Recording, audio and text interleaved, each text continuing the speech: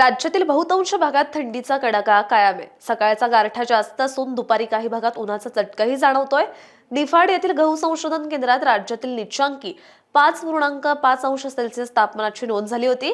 राज्यात थंडीचा कडाका कायम आहे। मराठवाडा आणि विदर्भातही थंडी चांगलीच जाणवतेय।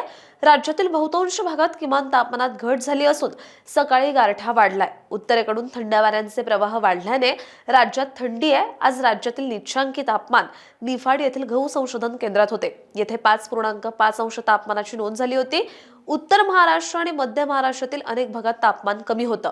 अहिल्यानगर येथे 7.3 अंश सेल्सिअस तापमानाची नोंद झाली होती, तर जेऊर येथे 8 अंश सेल्सिअस आणि मालेगाव येथे 8.4 अंश सेल्सिअसची नोंद झाली होती।